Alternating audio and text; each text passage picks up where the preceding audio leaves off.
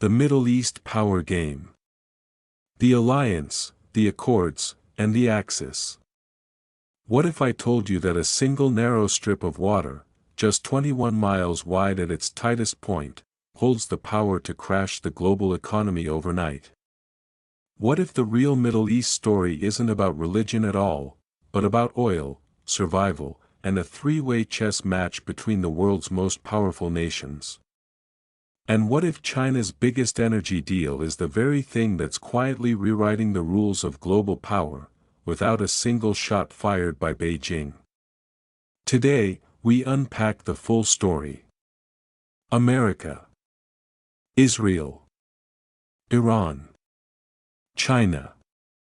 4 players. 1 explosive chessboard. Let's get into it. Part 1. The special relationship, America and Israel. Why does the world's superpower back a country the size of New Jersey? To understand the Middle East today, you have to start with the most consequential alliance in the region's modern history.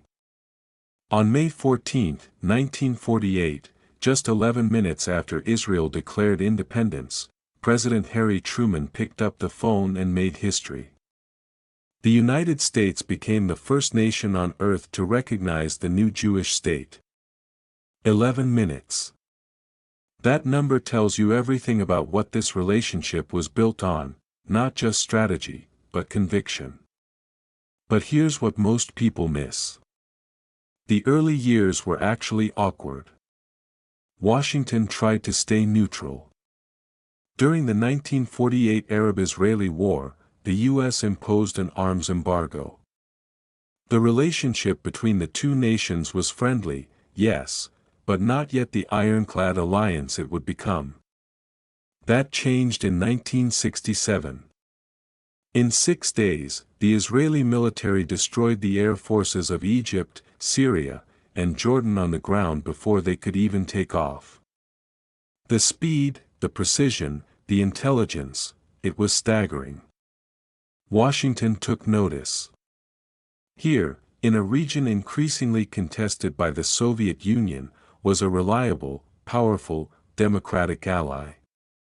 Strategic value crystallized overnight. By 1973, the relationship became explicit. When Egypt and Syria launched a surprise attack on Israel during Yom Kippur, the holiest day in the Jewish calendar, the Nixon administration launched Operation Nickel Grass, the largest military airlift since the Berlin blockade. Tanks, artillery, ammunition, flown in continuously for weeks. Israel survived. The alliance was sealed. What America gets from Israel. Senator Jesse Helms once called Israel an unsinkable aircraft carrier in the Middle East, a forward operating base that requires no American troops stationed on foreign soil, costs no political capital in terms of base negotiations, and yet projects power across a critically important region. The numbers today are staggering. Under the current 10-year Memorandum of Understanding, the U.S. commits $3.8 billion per year in military financing to Israel, the largest single package of its kind to any country in the world. Beyond the dollar figure, Washington guarantees Israel's qualitative military edge, QME, a formal commitment to ensure Israel always outguns its neighbors technologically and militarily. The intelligence sharing alone is worth incalculable value. Israel runs some of the most sophisticated signals intelligence operations on Earth. Iranian nuclear data, Hezbollah networks, Hamas tunnels, Washington gets access to all of it. The relationship isn't without tension. The Gaza conflict that erupted after October 7, 2023 tested it severely. But through every storm, the core has held. It is, as analysts describe it, a strategic alliance disguised as a friendship. Part 2, the Abraham Accords, Peace Without Palestine. The diplomatic move that rewrote the map, and left out the people it was supposed to help. On September 15, 2020, three leaders stood on the White House lawn and signed documents that would have seemed unthinkable a generation earlier. Israel, the United Arab Emirates, Bahrain. No war had ended.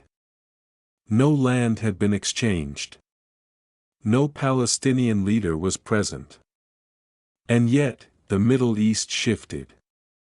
The Abraham Accords, named after the patriarch revered by Judaism, Christianity, and Islam, were the brainchild of the Trump administration, brokered by Jared Kushner.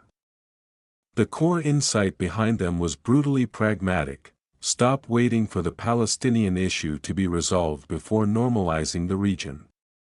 Go around it. Build economic and security ties first. Let the relationships create new facts on the ground.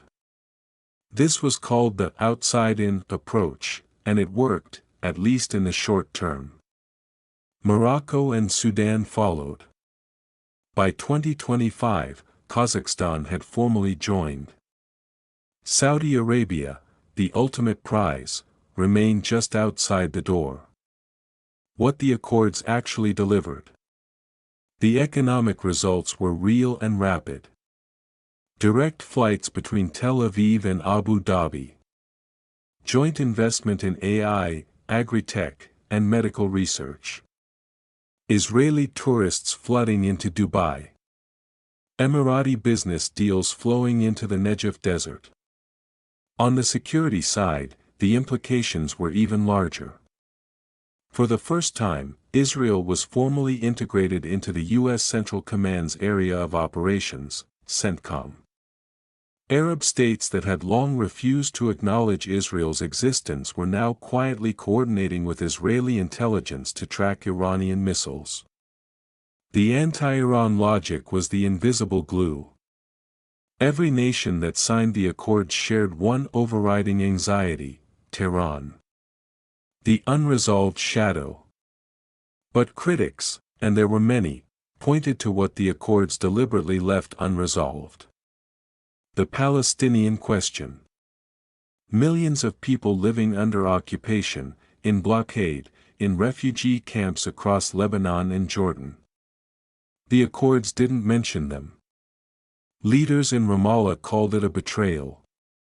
Arab publics across the region, who had long been told their governments would never normalize without Palestinian statehood, felt abandoned by their own governments.